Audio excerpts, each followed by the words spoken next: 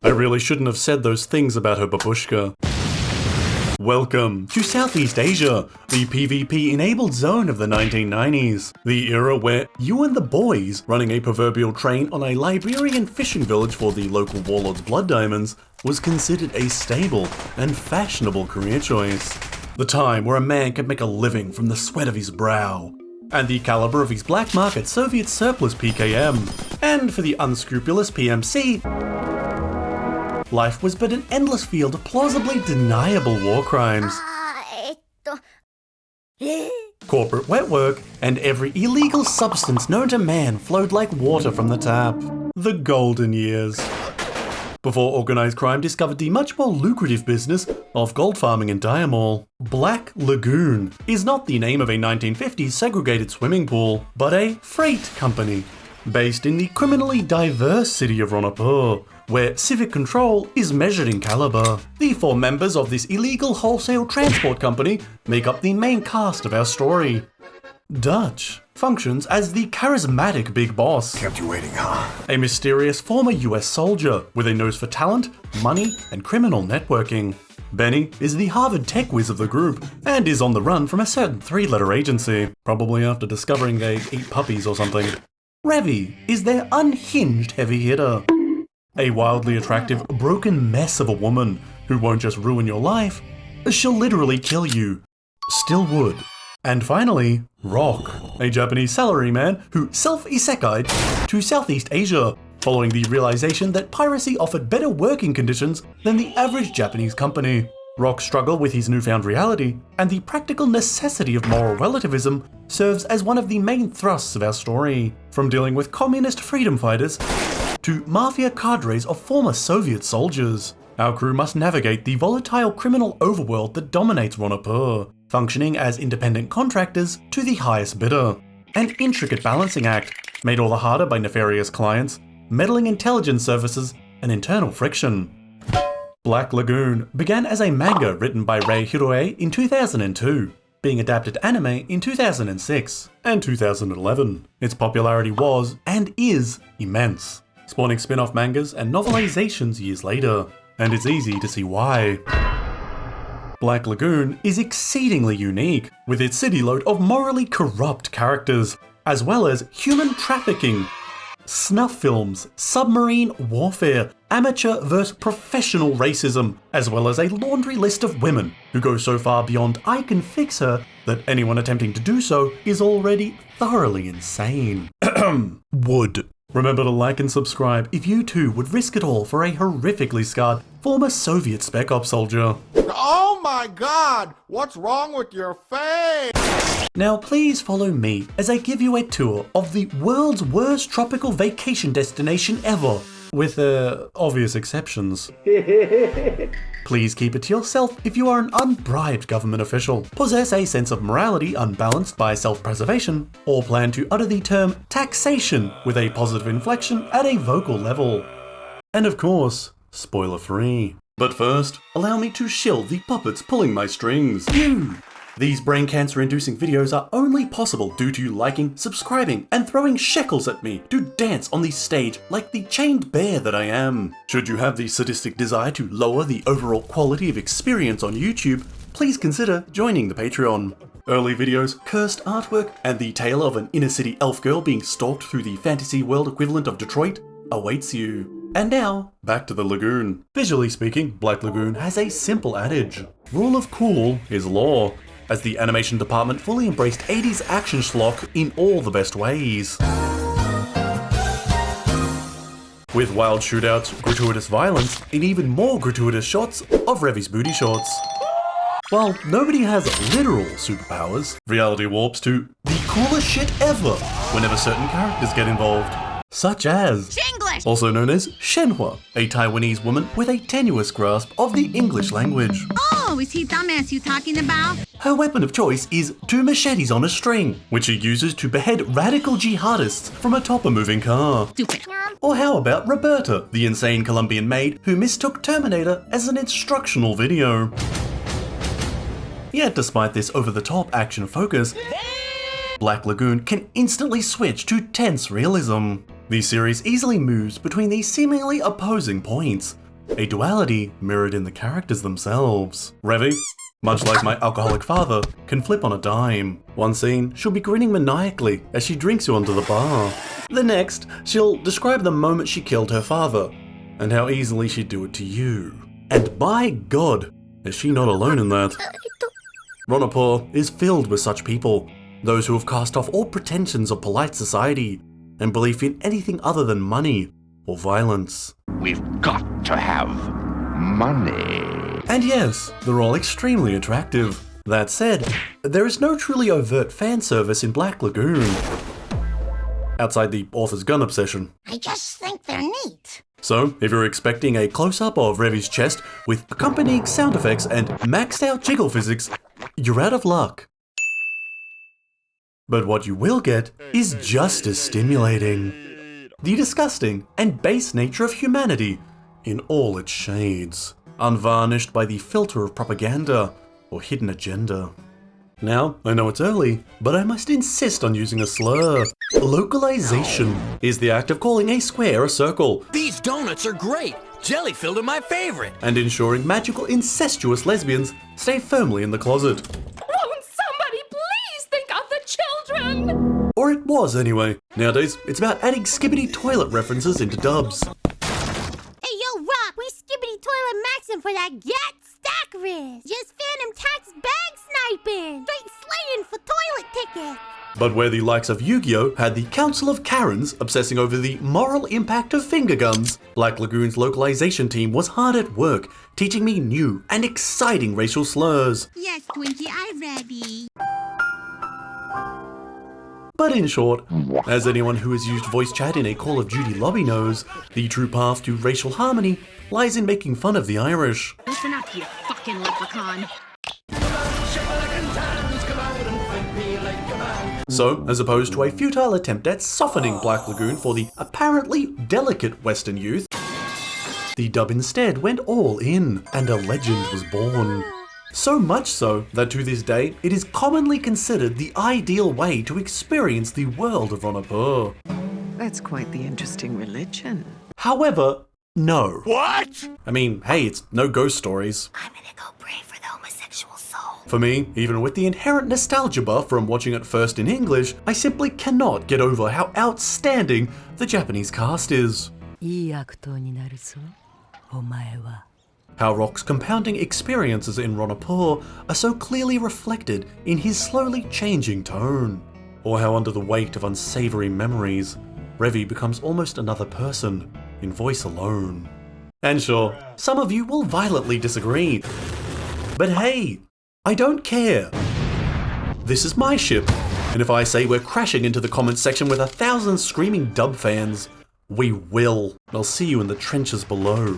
Though, all that said, the mangled English during the arc where the gang helped the Russian mafia get set up in Japan almost murdered me via pure cringe. What are you laughing at us for? But, as established, there are always worse fates. Bro, he's still mugging the whole lobby. Gat Slayer, square up! Hard rock sets the musical pace for all the action scenes throughout Black Lagoon, politely meshing into the primary symphony of gunshots, tire squeals, and explosions.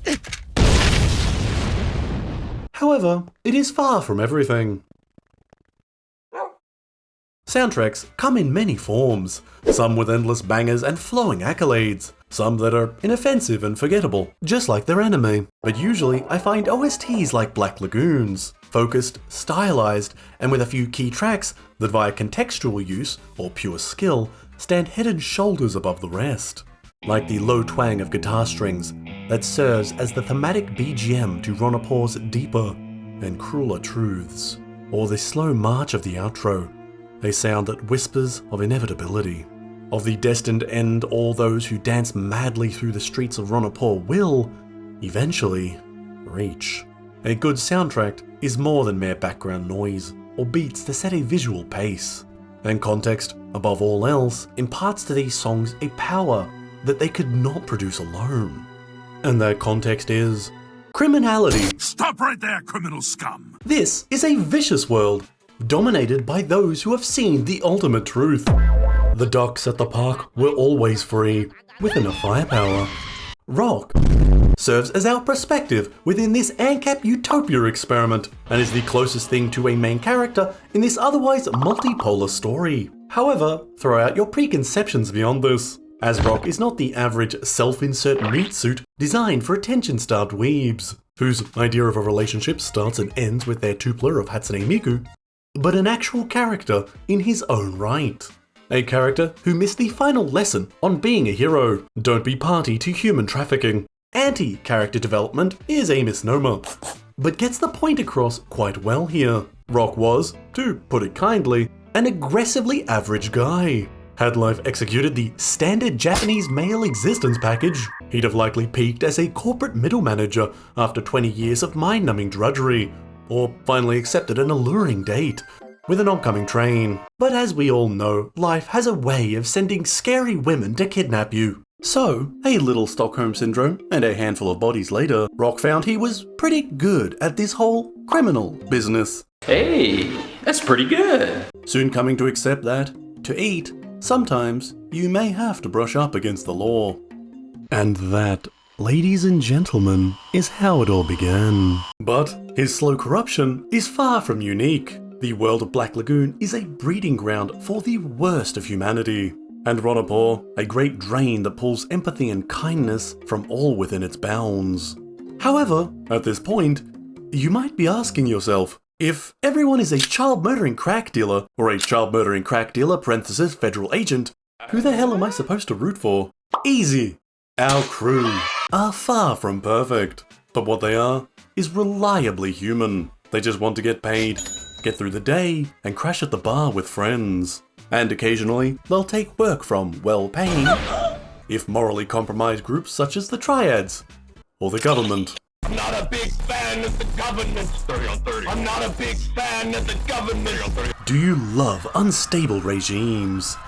Well, so does the CIA. Funny alphabet agencies are all over Roanapur, presumably drawn to the scent of socially isolated men, who might be given meaning via an untraceable gun and the home address of an inconvenient political figure. But in all seriousness, Black Lagoon refuses to pull punches, with a bleak 90s reality reflected as closely as possible. Be it FARC rebels in Colombia, war crimes in Vietnam, political adventurism in Venezuela, or child trafficking in the wake of Soviet collapse. Black Lagoon is immersed not just in a dark world, but our dark world. A mirror held to specific parts of our history most prefer to ignore. And sometimes, it goes pretty damn hard on the symbolism. Now, I could speak more of the genuine bond between Rock and Revy, or the depth of scars that haunt Roberta, but there is someone much more salient to talk about. Someone whose place within the story, actions and origins best represent Black Lagoon. And no, it's not just because I'm a massive fan. Balalaika is a former Soviet paratrooper and the leader of Hotel Moscow, the Russian mafia chapter within Roanapur. Of all those dancing at the bottom of Hell's Cauldron, Balalaika leads. Once, she was a girl with a dream, misled by those who should have guided her. Then, she became a leader of men, stalwart, firm, and honourable. Then, betrayed and discarded by her country, before even that was taken from her. Now, all that remains is an efficient, calculated killer, a warmonger without war, playing criminal as if it were all but a game. In achieving her goals, misery, pain, and death walk beside her, as she cackles in delight. Her only concern the men at her side, and how far she can take them. The culmination of perpetrator and victim, and the husk of a once good woman.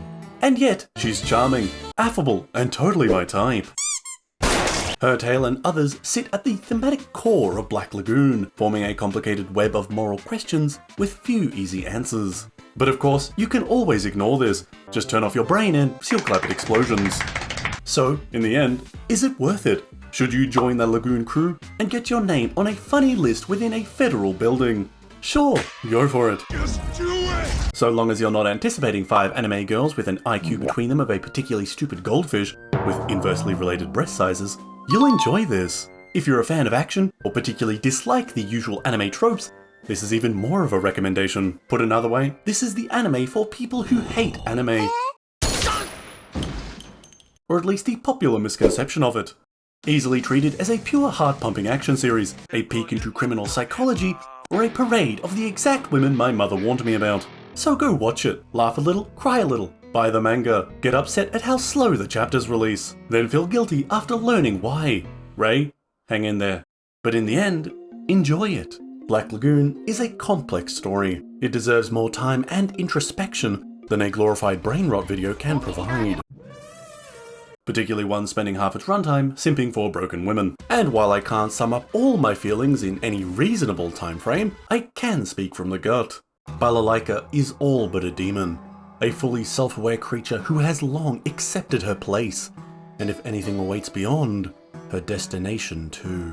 While Revi was born to a world that hated her, that beat her, abused her, and taught her how to live.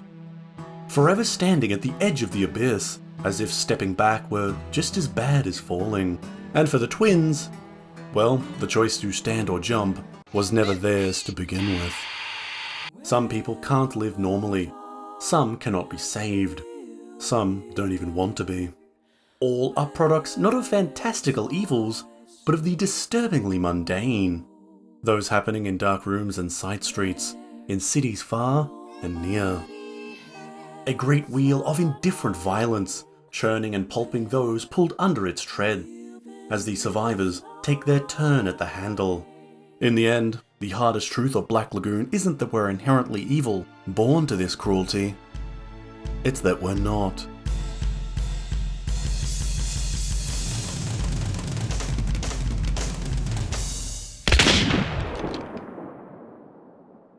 Hello there, thanks for sticking around.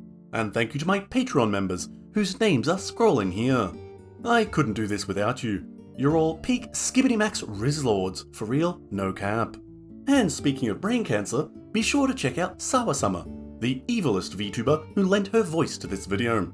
Also, I cosplay as a sock VTuber over on Twitch. Don't question it. And now, onto the comments from the Star Rail video. Your thoughts on 2025 Silk Song. That I should really play Hollow Knight. Why did that last bit go so hard? Go hard or go home? I really liked working on that final Star Rail speech. It took many drafts, and I'm pretty proud of how it ended up. Glad you liked it. I am once again requesting you to stop including Sayano Uta Peter Griffin in your videos. I appreciate your comprehension. I hear you, I see you, I understand your pain, and it makes me happy. The Saya Peter merch drop is incoming. Now, to end the video on one final note, Black Lagoon has a bloatware cash grab gacha made by dev Stunlock to Never Leave 2012. What the